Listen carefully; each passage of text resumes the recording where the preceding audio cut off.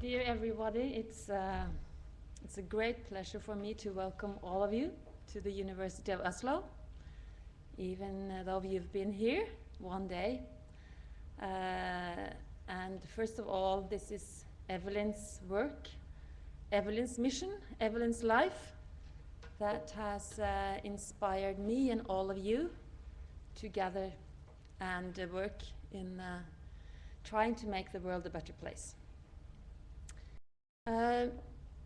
Being a university leader, one could do a lot of things. One could try to have a lot of students so that you can have a good economy. You can try to be best among the rankings, international rankings. There's a lot of things you can do, so you have to prioritize. And what I've been doing as a university leader is trying to look at the goal of the mission of a university. What is the mission of a university? What is the core of a university? And that is to educate morally dignified students. And that people may read some research articles, but facts are very soon forgotten. We all know that facts are very soon forgotten. So what do you have to do then if you forget a lot of the things that you learn? You have to try to make the students and the academic staff to reflect, to be critical, to be ethical, to be aware of how the others think and speak and act. That's the mission of a university. It's to educate morally reflected and critical individuals. So how do you do that? By talking? No, not really. Sometimes you can inspire by words. By acting, yes. By really trying to be a role model in everyday life. Every minute you have to try to think how you act. And I'm very aware of the people that speak with loud voice, that little bit shy. You know, the students that sit at the back of the road, a little anxious to raise their hands. The ones that have an angry father, and they are afraid to go to school. You have to be aware of how people react in everyday life, every minute. You have to be aware. And as a teacher, as a lecturer, I think that the most important thing is to make people throw themselves out into the unknown. I'll call it forvirringens hav. It's ocean of confusion. And I'm also a philosopher, so we like to be in the unsecure.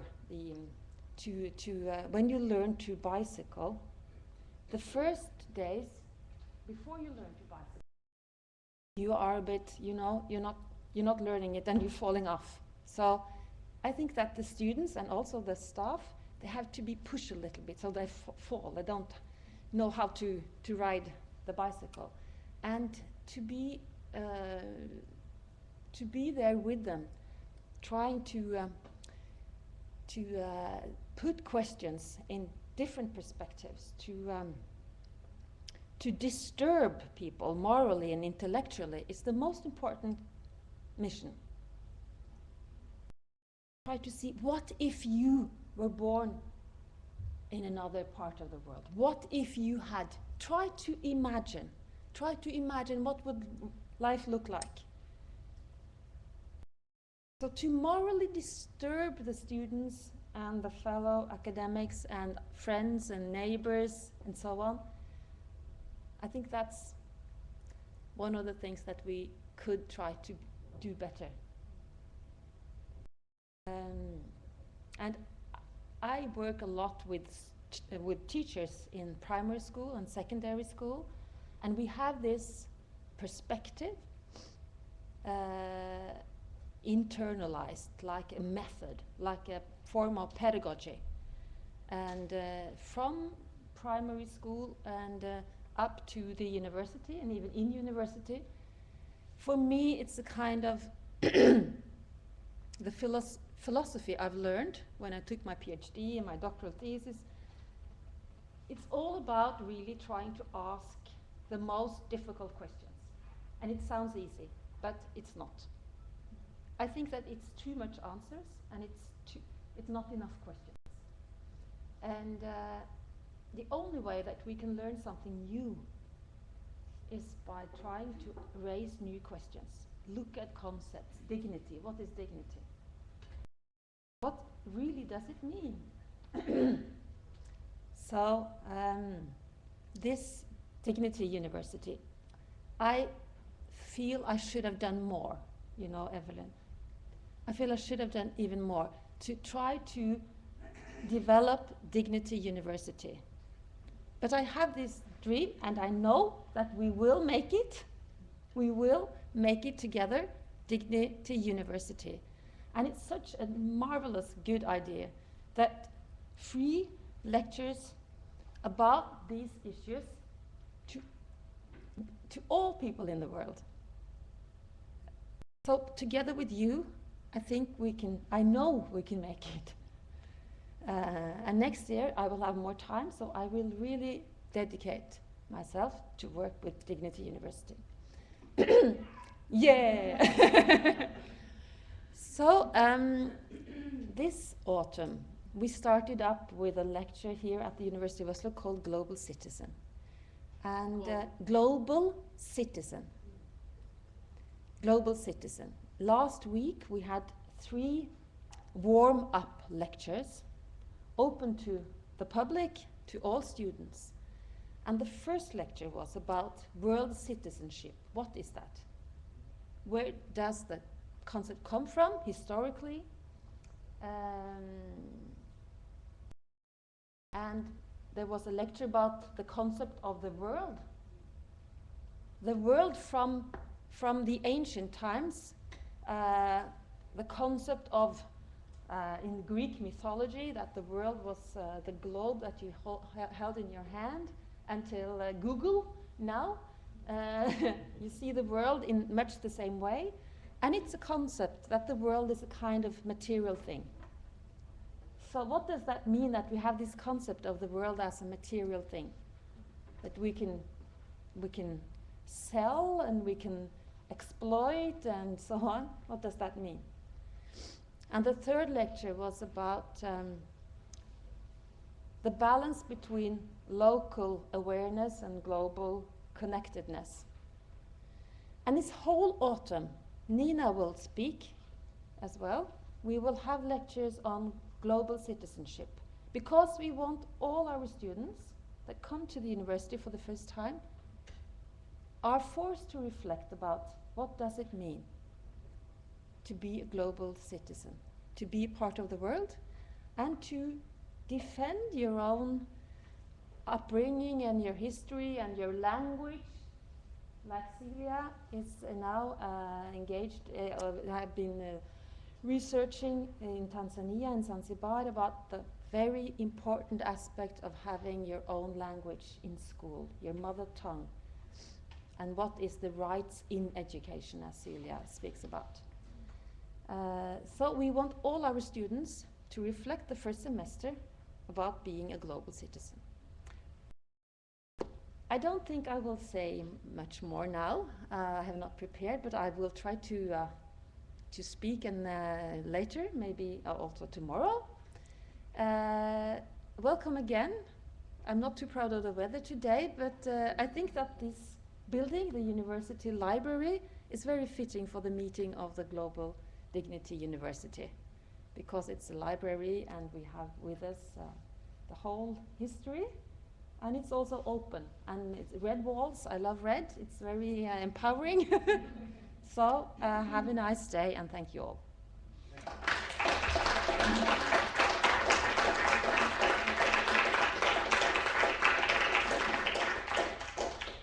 Thank you so much. Thank you so very much. You know that I'm a proud carrier of a world passport. I would like to introduce Carmen now. Carmen, could you come? Many of you have now met Carmen already. Uli and I, we met him in last year in August in New Zealand. He is the bearer of oral Maori indigenous wisdom, and he will explain more. Kia ora.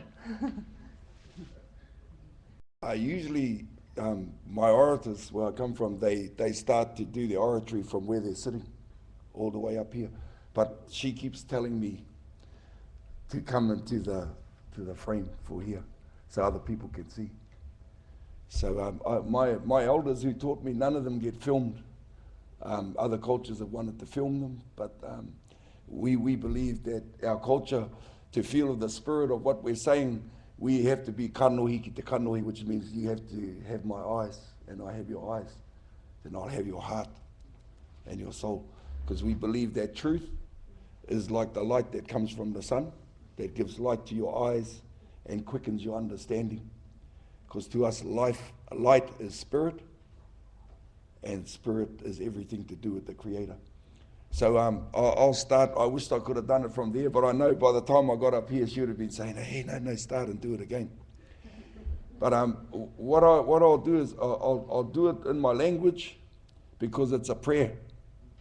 And I'm culturally, I'm not used to starting anything without a prayer. Like gatherings like this, our people, they sing. You have usually 3 or 4 speakers that can take all your time of the whole day if they want to. And then you have singers that support each speaker. And to us, within all of those protocols of welcoming, everybody should be edified and uplifted. A bit like church, when people go to church on a Sunday, but our people did it every day. So I'll give this this prayer, and then I'll explain it. Don't worry if you have a hearing aid, just turn it down a little bit, because we don't have speakers either. So we use a loud voice so everyone can hear. Wero hia ki papa tuanuku, wero hia ki te tai, he tuhi marei kura ki te ao tūroa, turu ana ki te tai, turu ana ki uta. Ko na tohu e toro e amakura, he kōrero tia nei, hakarongo ki te tangi a te manu e karanga nei. Tui, tutuia, hui, huia. Huia i te kāwai tangata i heke mai i Hawaii ki nui, i Hawaii ki roa, i Hawaii ki pāmama o hono ki wairua ti he mauri ora. So I'll explain what that is. The first words is about an ancestor who was a prophet. A matekite we call, which means that he could see things from our past, where we've all come from, our present and into the future. And that's what we believe our righteous ancestor can do. Somebody who practices righteous dominion among his people. Because I've loved all of the dialogue that's gone down here, listening to all of our learned ones, our elders that are here. And I've just been filled up yesterday by the things that they've shared about words that I didn't even know about. Banality of servility. See, I'm only just struggling with them. The Lord syndrome.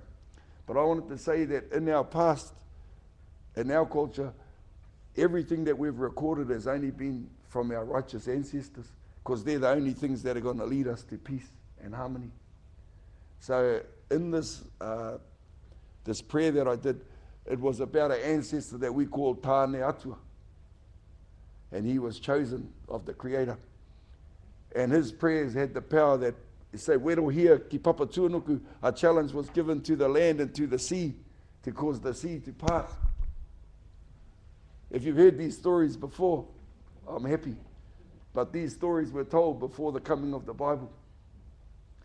If any of you have been to Hawaii, there's a place there, a big shopping mall they call Ala Moana. Ala Moana means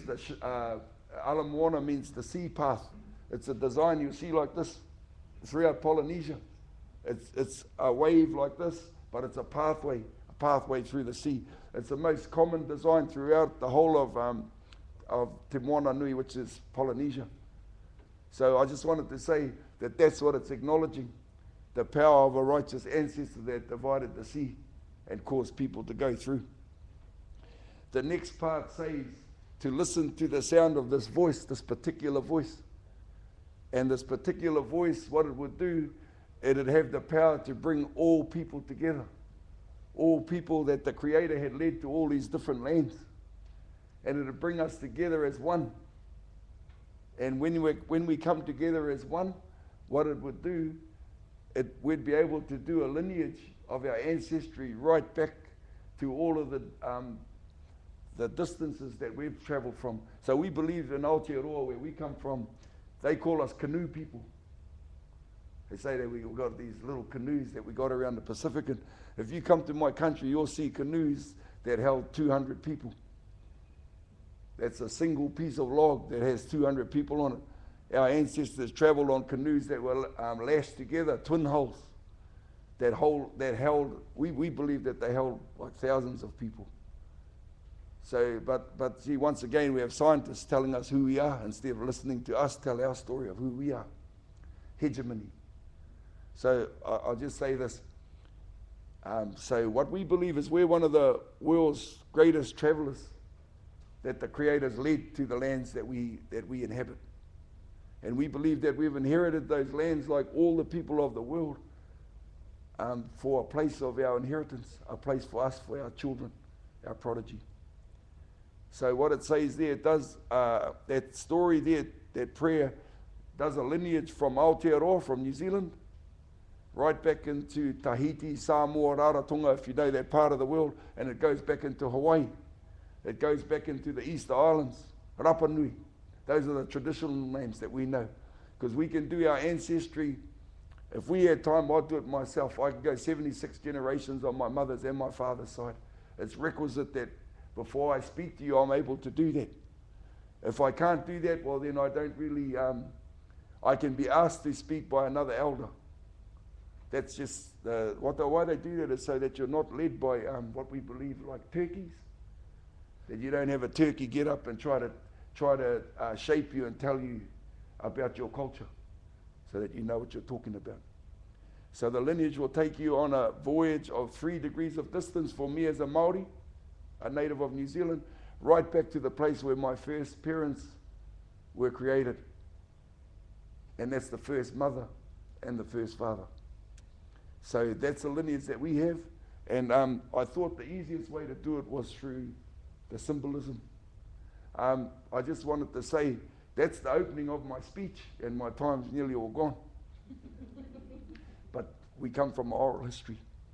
And I just wanted to acknowledge the theme of this conference, the aftermath.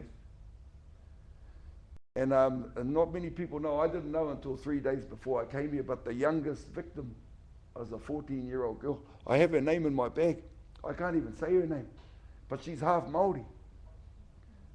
Her body took 5 days to find. So back in Aotearoa, her mother, who's Maori, everyone had to wait there for 5 days before they feared the worst, but after 5 days they found that she was the youngest victim. So when I was invited to come here, nobody had any idea that I had a connection, a literal connection to that aftermath. So what I wanted to speak about today was dignity. I wanted to come from the true, what I believe is the ethos behind all of this thinking. And so with that, I thought what I'd do is I'd share with you what we say at the birth of a child, at the severing of the umbilical cord. Other cultures came to our culture and taught us that the man, he stays away from the birthing process. And he gets with all the rest of the boys and they all have a beer at the local pub. That's not my culture. So that's what happened with us.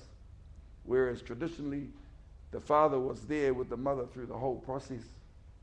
Even young women were brought in to witness the whole thing so that they see the sacredness of birth, of procreation. And so what happens at the severing of that, I wanted to do that to honor this young girl that passed away. And what they say is, it's a chant that they do. It says, Pine pine te kura, hau te kura. Ko te kura nui, ko te kura roa. And what's that saying is, kura means precious or sacred blood that spiraled down from the heavens from God. And that's what you're acknowledging when you're holding the actual pito, we call it, the umbilical cord. Precious sacred blood. So any school that we have in our country is called a kura. Kura means precious or sacred blood spiraling down. So all of these youth that you see around and everyone being educated here, precious sacred blood. So what are we teaching them in places like this? That they're precious sacred blood that spiraled down from the heavens. So we don't have a problem with hierarchy. And I found out what hierarchy meant yesterday by our learned ones here, and I'm so grateful to hear what that is. It means righteous rule. So for us, I wanted to acknowledge this because I work for the Maori king in health.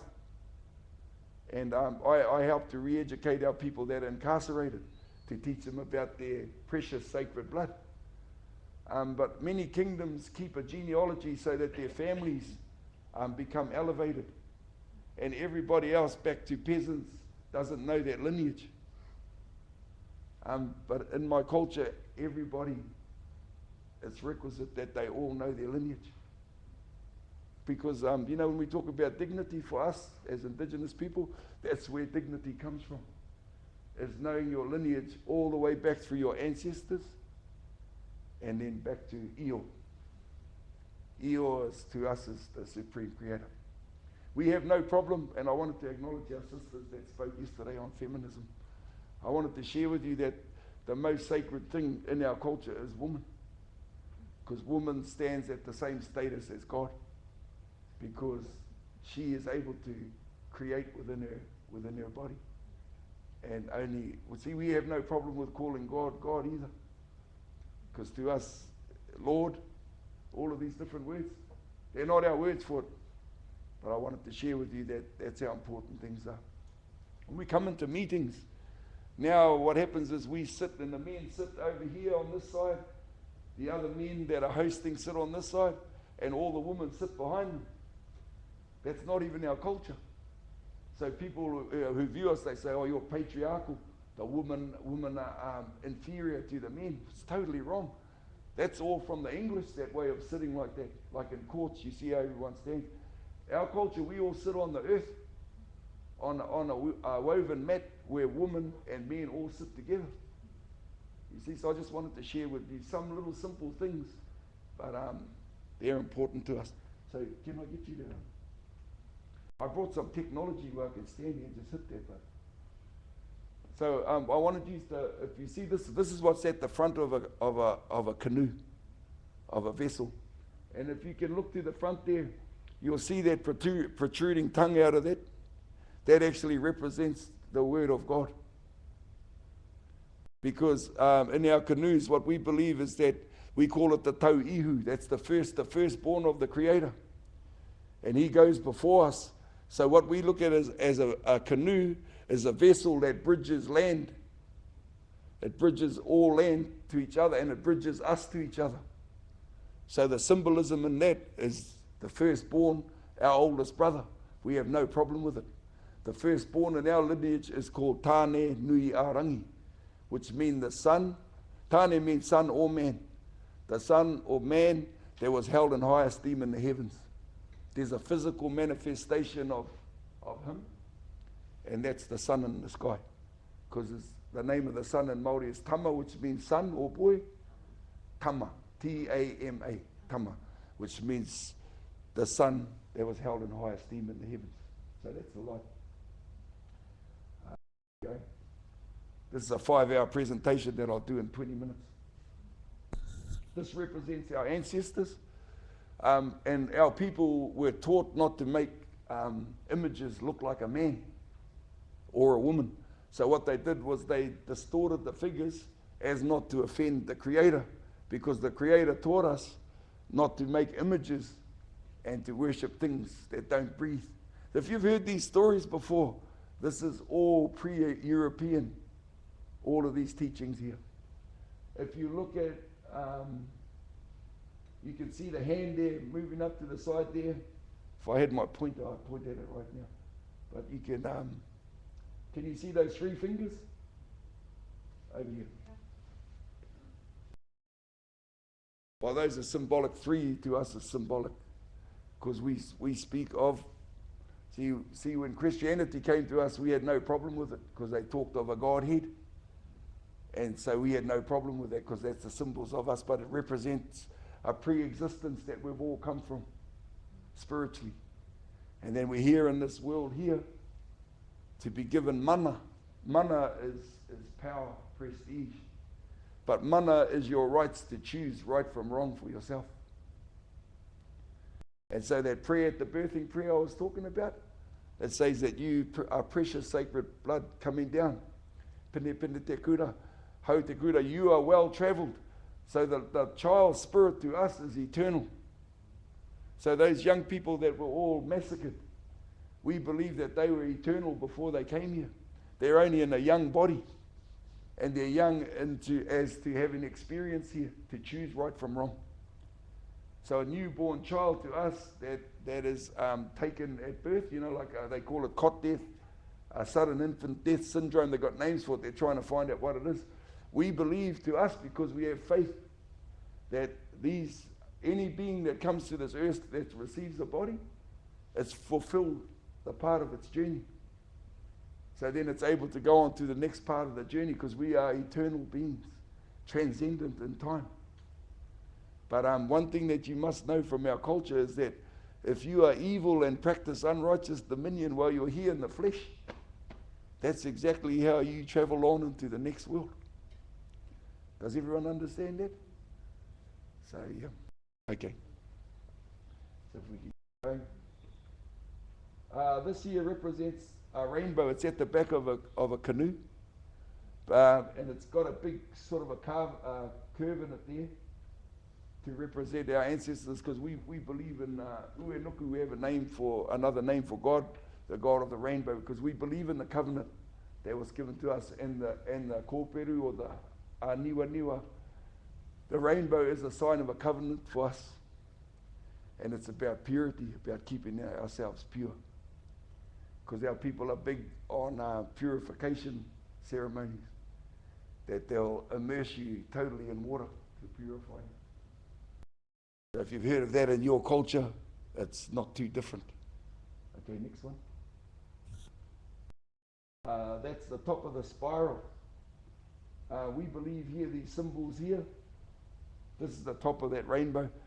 But those symbols there to us represent that every human on this earth is blessed with this intelligence that we call Maori.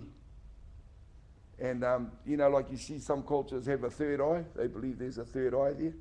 Well, we believe the intelligence of God is in every single one living. There's not one person here that doesn't have a conscience. The guy that massacred those young people, we believe he has a conscience. You call it conscience. We don't call it conscience. We call it Maori. But what we believe is that he never listened. He never listened, because the word in our language to listen, we say hakarongo. It doesn't mean to listen. It actually means to be obedient to what Spirit's telling you to do. And we believe that anyone who does anything so out there is actually not listening to that Spirit within them. So this whole time that we're here is about us listening to what the Spirit tells us to do. A good example is this morning we woke up, because we back home in New Zealand right now. It's about 6:30 or 7 o'clock in the evening, and so my body waking up, my spirit saying, "Oh, you got to get up, you got to get to this conference," but my body's saying, nah, man, just stay here. Something's not right. But that's a good example of what the Spirit is for us. You know the word aloha? Aloha, a lot of people know that greeting, aloha.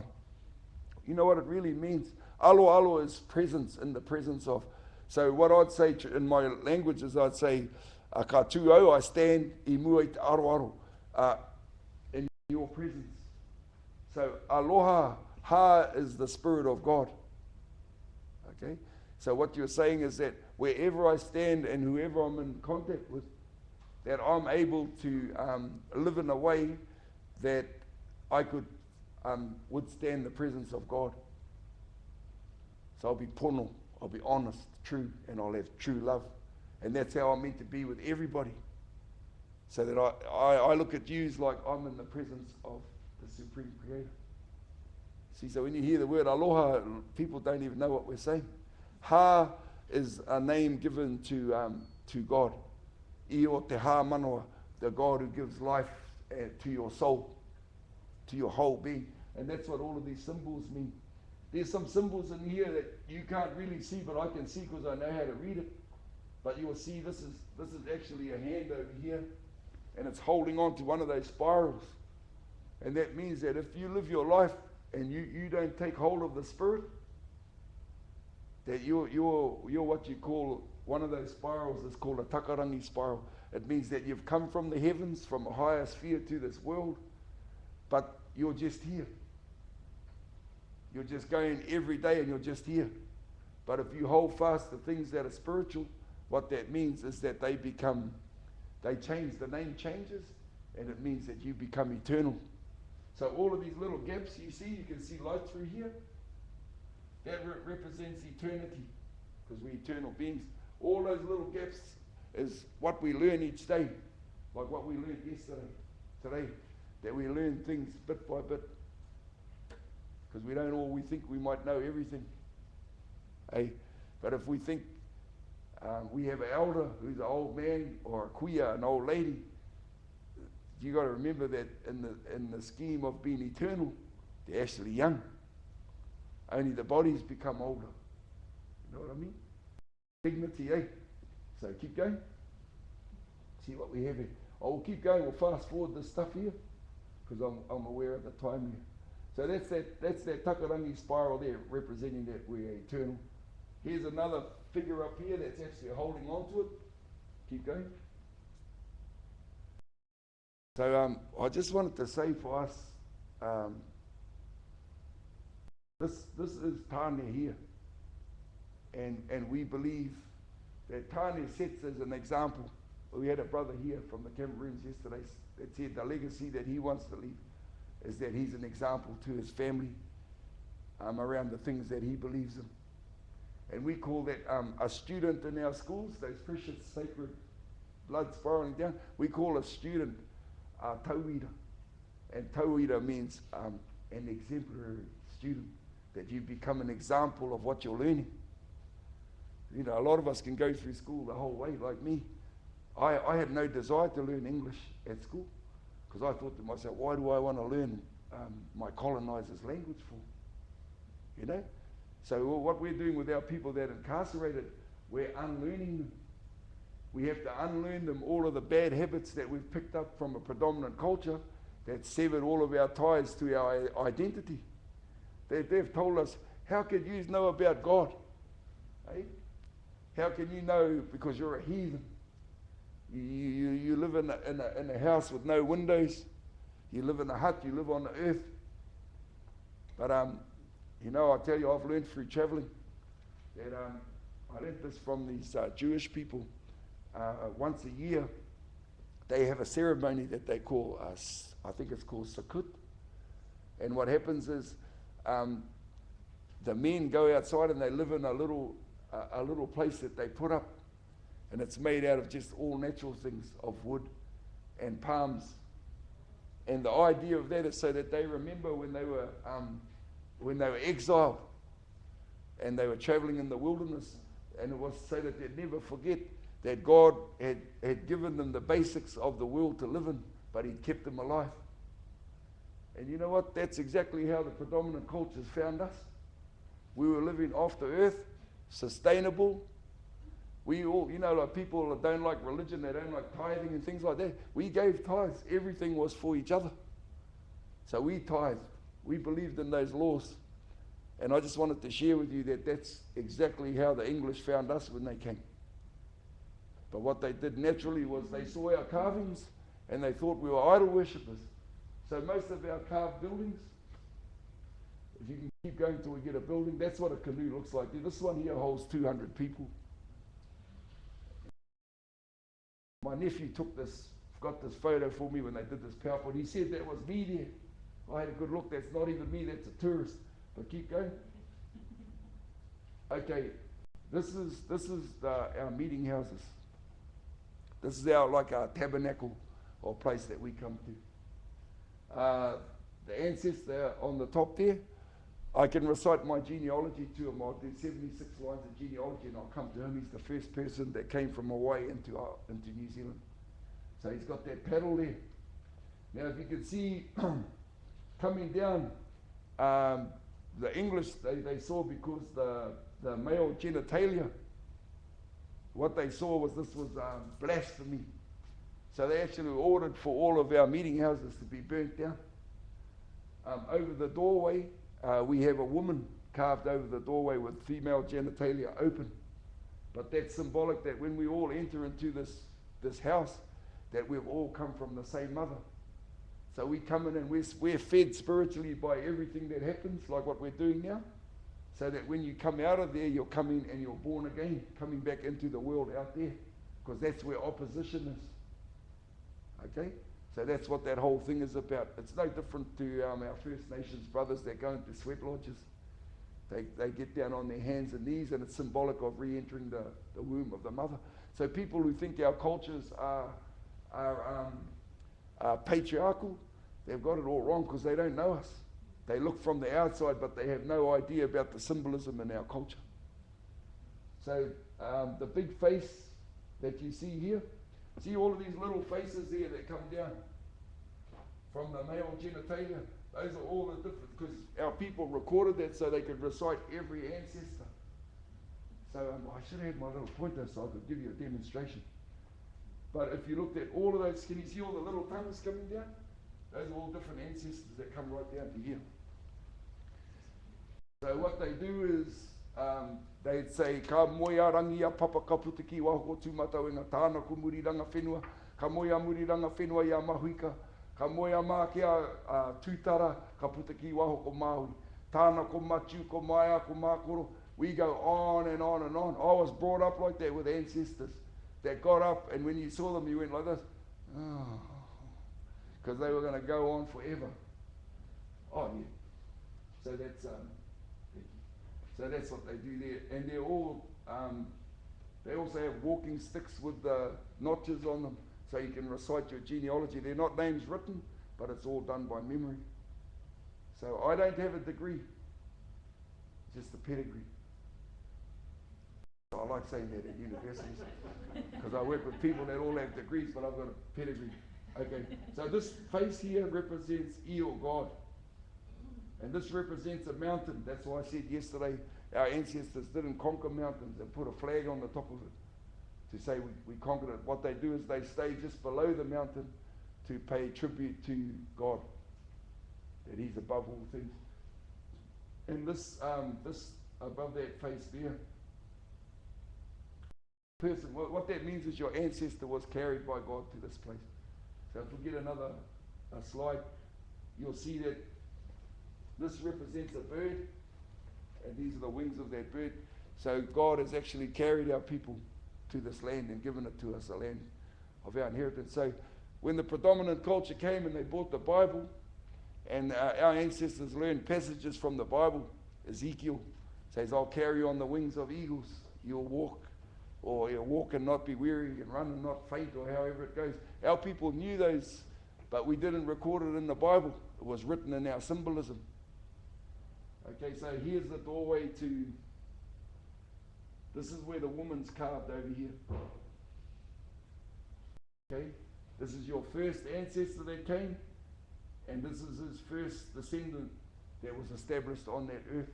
And that earth wasn't, he didn't own the earth. He was a steward or a guardian of that, so that he could look after other people that would come. Okay?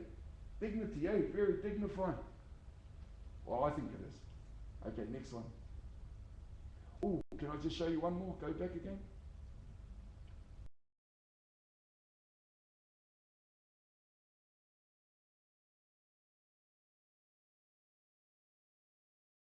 Just here, if you look at this, can you see a bird? There's another bird beak here. An eye, and there's another one there. That's the head of a bird. That one there, this is Eo, the creator, and he's standing on this one over here. That's the one he's standing on is the god of opposition we call Tūmatauenga. That's the god of anger, the god of war. So the reason why it's at the lowest point on the ground is because outside of that sanctuary, that's where the opposition is. As soon as you get outside of your places of retreat, because this whole place here, next slide, represents the womb of our mother. This is our mother here, we call Papa Tuanuku. That's our mother, and that realm will go right to that big carving at the front, which is God. That's the matapuna, the spring of all spirituality. All of us have come down, precious sacred blood. All of these symbols here are all your ancestors from the different tribes in New Zealand. Every tribe is represented here. And it shows that all of us has come from a mother and a father, heavenly father and a heavenly mother, and we've come down, precious blood spiraling down from our ancestor here. So that's our story. But the most important part of this whare, of this house, is the back pole. Because the back pole here represents the God of peace, which is the firstborn of us all. So you see, we've been trying not to talk about religion. I don't have a problem talking about religion, because to me, what I'm telling you here isn't religion, it's the faith of my people. It's what our people believe in. And I'm happy to stand before you all and say that, because my ancestors, they were actually driven from land to land to land because of what they had. That's what we believe. Until we were placed at a place where the Creator carried us and put us to be safe there for a time when we can come back to these other nations and share with them who we are. Because that's the prayer I did at the beginning, was the gathering of all nations and all tribes so that they knew about these same things, about dignity. Next one. Hit it again. Pura Pura Whetu. This is a name. This represents stars. This actually represents all of us that are here. We call it Pura Pura Whetu. Hit that again, so you can see how you spell that. Pura Pura means seeds that are sown all over the world. And that's why we know, they have a proverb in my culture, if I was to ask you what was the most important thing in the world, my reply to you would be, it is people, it is people, it is people. It doesn't say it's Maori people, it's native people, it's indigenous people. It says it is people, it is people. Because these are the symbols that we would number the sands of the seashore and the stars in the firmament. Traditional, pre-European. Keep going. There's only a couple more. See, we talk for 5 hours non-stop. So have you ever got bored with about a 20-minute speech where you got 5 hours of it? This is the great ancestor here. That was the one who divided that water so we could pass. But the symbol of him is that his hands are held up like this, because we've taught of a battle that we were in to protect our faith, and his hands were held up and supported by others. So you might know those stories too. But we've presented this to other people who have these same stories, but it's recorded and written in a different way. Okay, next one. This is the sea path I told you about. Can you see it there? That represents the waves that we came through. Next one. That's Ala Moana, where you be. The kaukau, that's a design of our families. You see in Hawaii, they have these designs carved, tattooed down their faces, down their legs, but it's so you can recite all your lineage. It's not a design to us, it's a way of recording your lineage. Okay, next one. And this is the symbol of the family for us. So we, at the top of what we believe, we have a Heavenly Father and a Heavenly Mother. And you know how you know that? Because you come from a mother and a father. That easy. There's nothing tricky for us. We just think it's so simple, it's not even funny. You have a Heavenly Father and a Heavenly Mother. But I wanted to share with these sisters here, because their English words don't describe what my language is saying, but we say this: the man's role is to preside. The woman's role is to decide, because they do that together. He has a role that he can do things that a woman can't do, and vice versa. But he presides and she decides for him, because they do that together. And the children, they reside. Does that make sense? Because I explained it in my language, and a clever Maori who has a degree like a lot of yous, he told me that's how you explain it in English. Preside, and the woman decides together.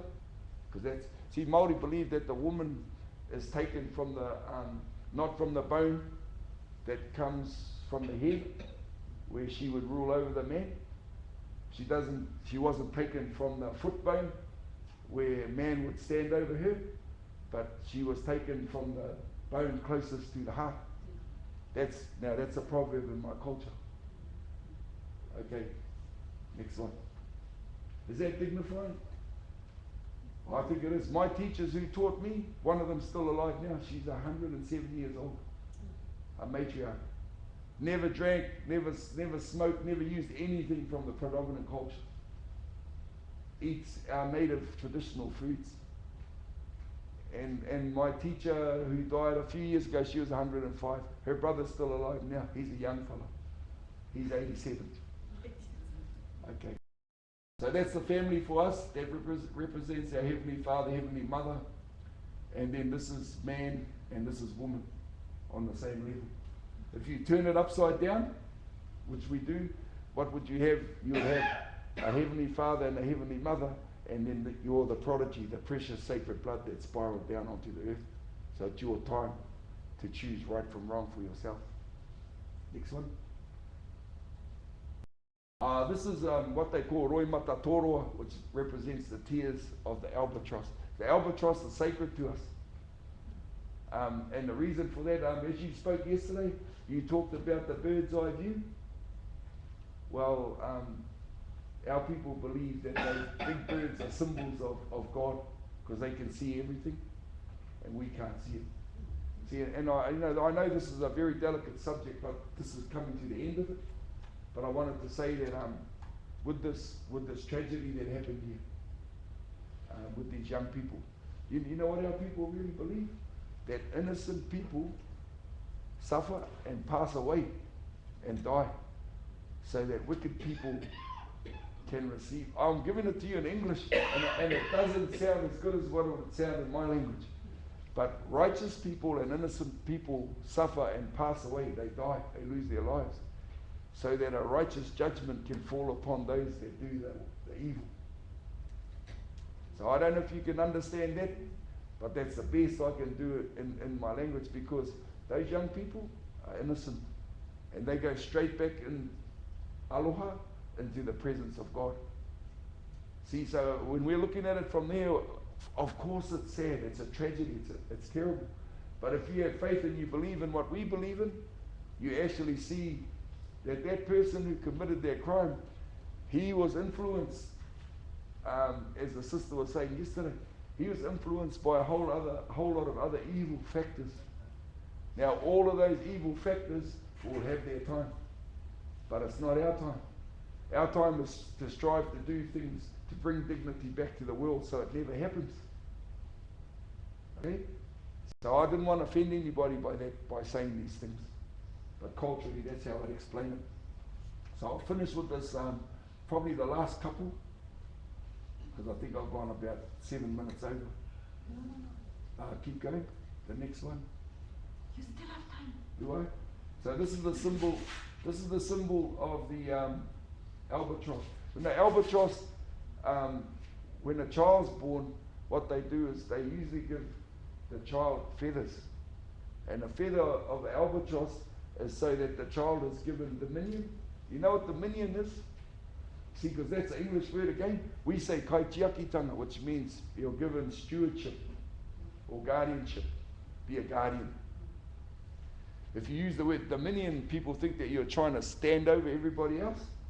But once again, that's not our language. Stewardship.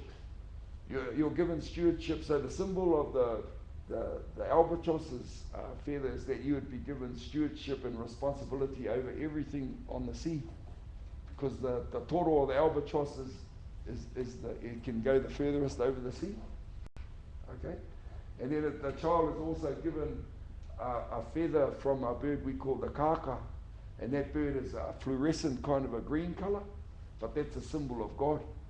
So that child is given responsibility over everything on the land, to be a guardian over everything on the land, everything green and living on the land.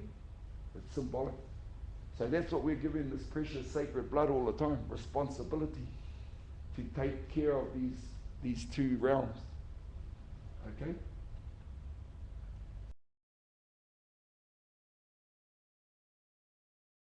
Excellent. This is a Hawaiian ceremony that's pre-European. And if you look here, the staff here is called a lono staff. Lono is the god of peace in our culture. Lono.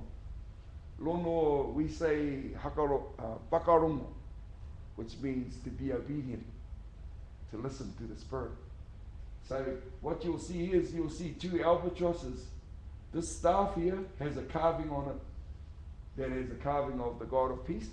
And either side there are two albatrosses, one either side, and they're hanging by like a hangman's noose either side. So show another slide. So that's the carving of Lono there. And there you see the two birds there. And on these scrolls here are writings. So I know one of the first times I went to Hawaii, I was asked to come by some linguistics experts to look at the Hawaiian language to see if I could translate them, which is easy for us. The language is similar. But we know that in this celebration, the Lono celebration, you know, we're called Polynesians. We're not Polynesian. There's a French person who called us Polynesians. And I feel sorry for my Micronesian brothers because they think it's terrible that they called Micronesia, because their islands are already small. So the colonizers give them an even name that makes them even smaller. You know, micro.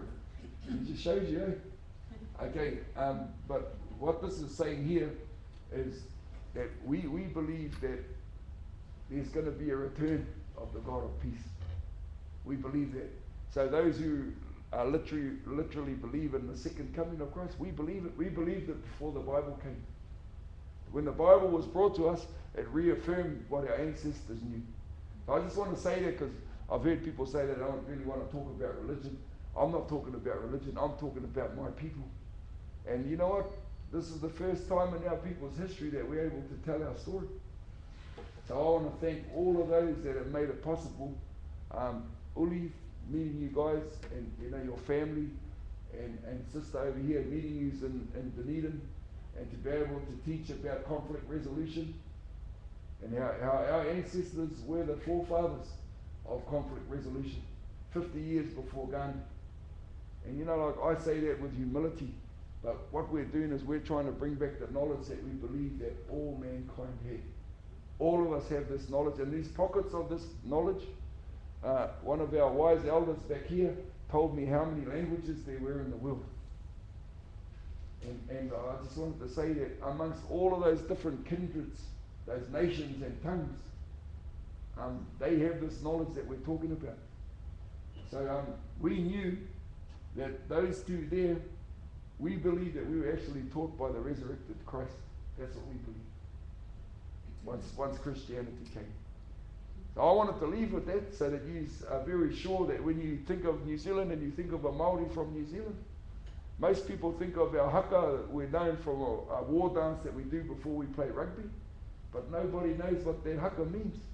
We're actually singing about the God of peace, and they think we're trying to scare people. We say, kamate, kaora, kaora, means if I die, I live, I'm eternal.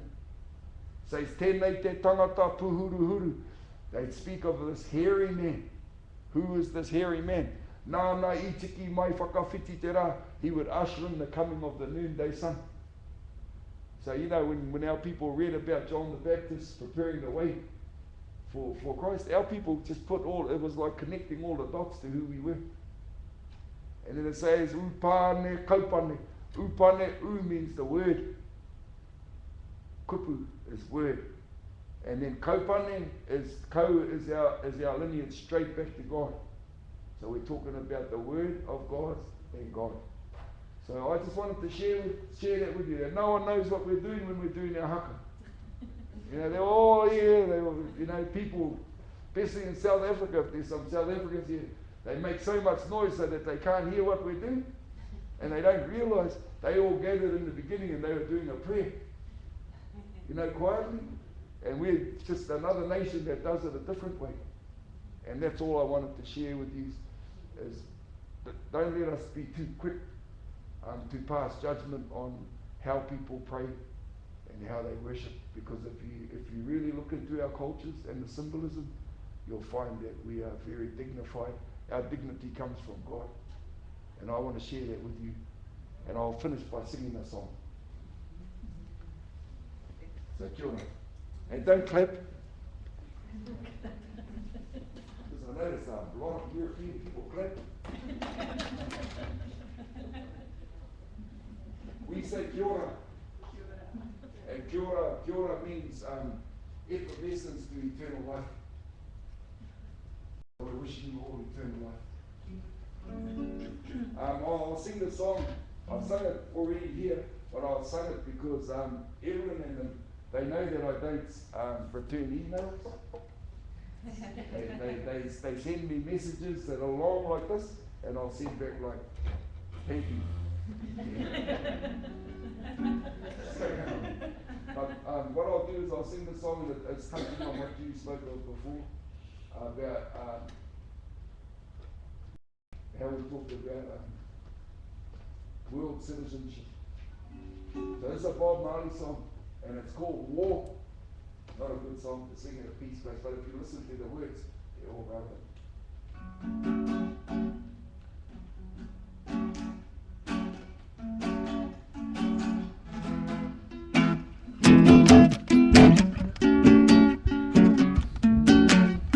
Until the philosophies which hold one race superior than another, inferior, is finally and permanently discredited and abandoned.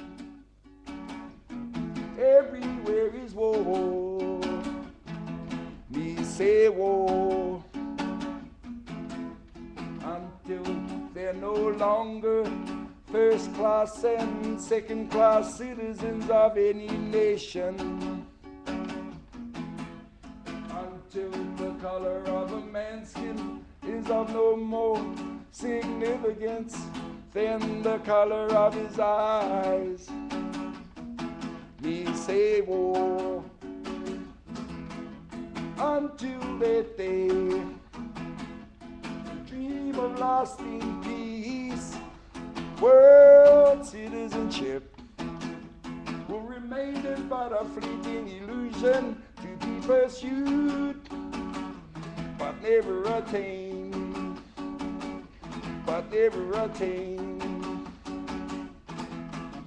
War up north, war in the south. Yeah, I got the words wrong, hang on. Until the ignoble and unhappy regimes that hold our brothers bondage in Angola, in Mozambique, South Africa, cover human bondage, up and toppled, totally destroyed. Everywhere is war.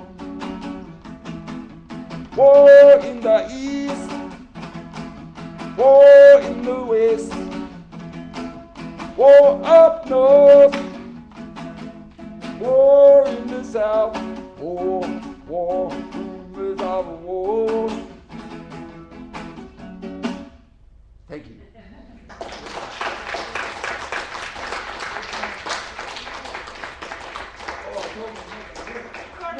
Carmen, perhaps you would like to have a small interchange with the people. Is that possible? If they want to ask questions, is that an interchange?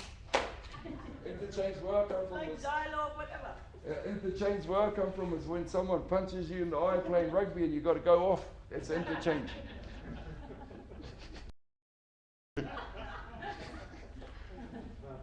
Okay, is there any questions?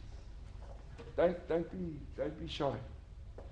As my uncle would say, I'll answer any question culturally. Any question you have. And if I can't think of an answer, just give me a second and I'll make one up. I would like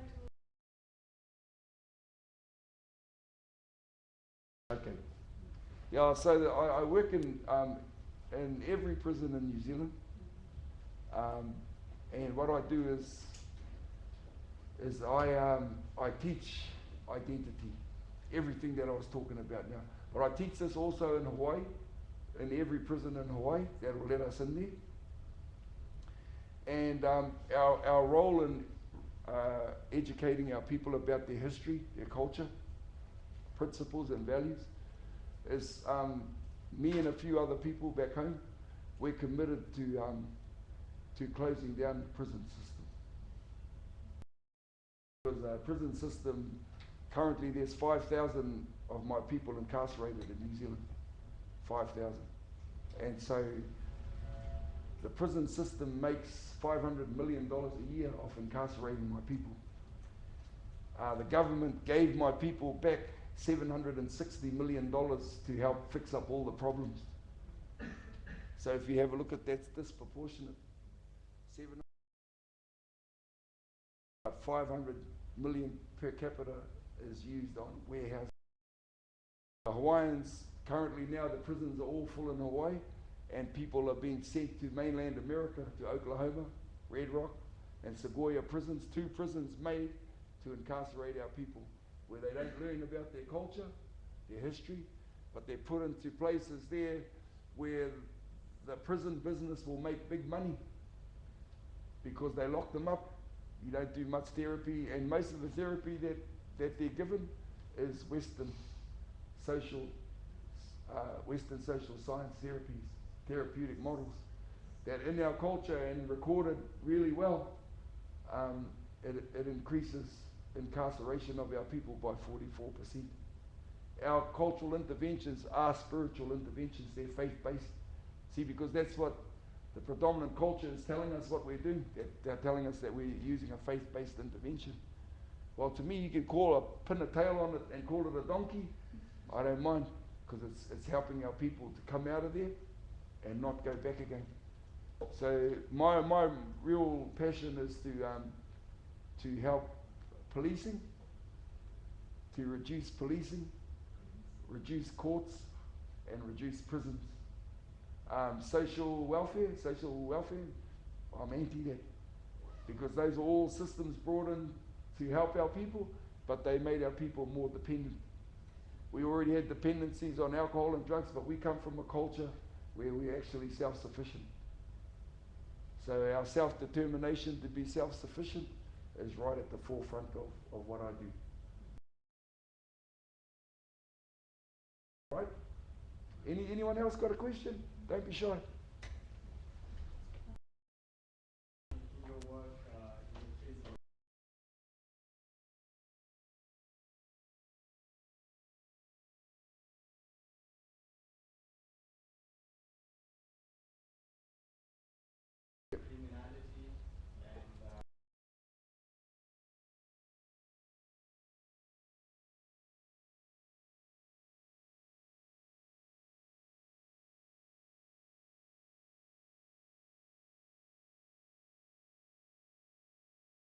Yeah.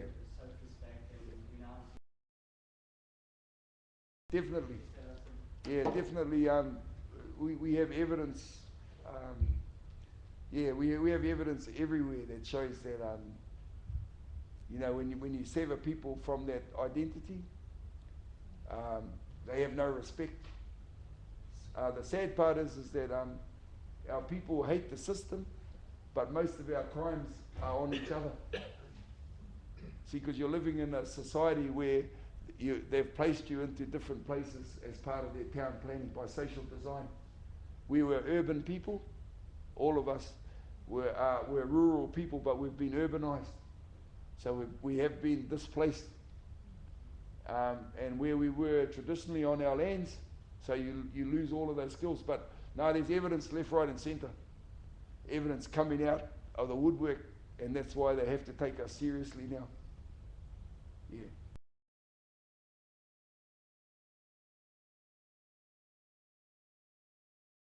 I think it gives us a lot of knowledge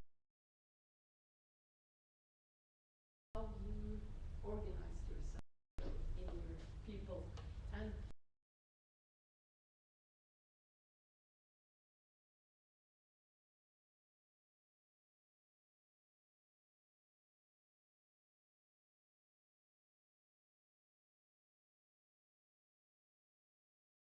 away. And we have thrown. Yeah. So it's a feeling of not belonging. I'm also a teacher, and I know from the youngsters, they don't find the meaning. So I want to ask you, help people with their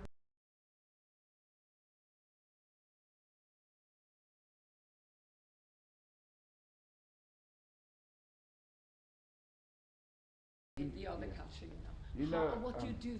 With our men, because I predominantly work with men, but Predominantly. just recently I'm in the biggest women's prison in New Zealand. Yes. That just started 4 weeks ago.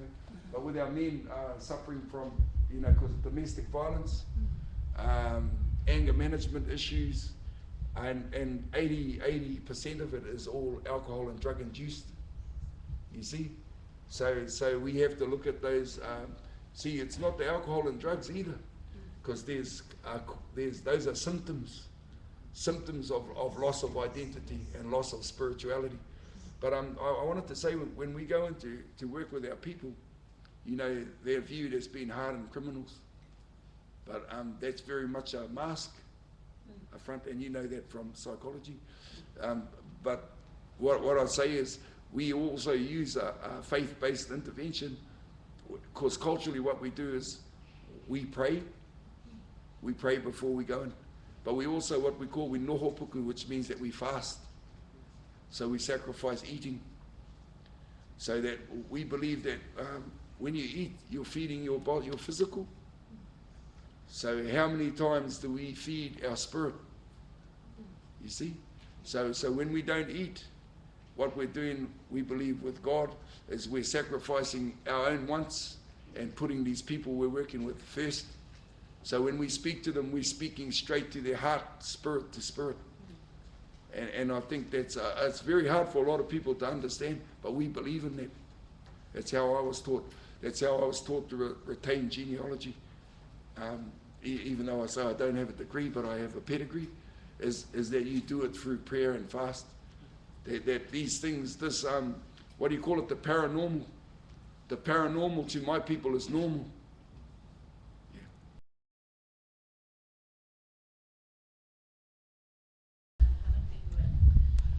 Secondly, I like to know the Maori word for suicidal behavior, Yes. and if there's anything that you have noticed which in your mind links acculturation to suicidal behavior. Yes, definitely. That's why I was glad to hear what you do and what your passion is. In our culture, there's a word that they use now. They have a language commission, that the government commissions our people to come up with the words to match an English word. And there's a great danger in that, But the word that they use for suicide back home, suicide ideation, is called whakamomoritanga. And what that means, it actually means to be, you know how you can be away from your family, like to be here, those that have come from all over. What that means is that you are kind of like lonely, you're bereft, okay? So, and that leads you into depression. It can. But see, the actual word, there's two types of being bereft and lonely. There's one where you're lonely because of love. And there's another one where you're beyond lonely, so it turns into grief. You see? So there's a positive and a negative. But that's not the word for suicide in our language. The word for suicide in my language is called kohuru. And you know what kohuru means? It means murder. It means that you've murdered yourself. And culturally, you know, being acculturated and not knowing, in our culture, if they're taught that their precious sacred blood that's spiraling down from the heavens, that your period of time on this earth is to gain intelligence, because we believe the glory of God is intelligence. We're here to gain experience, even with the ups and downs. We believe that they're consecrated for your benefit. Not so suicide is murder in our language.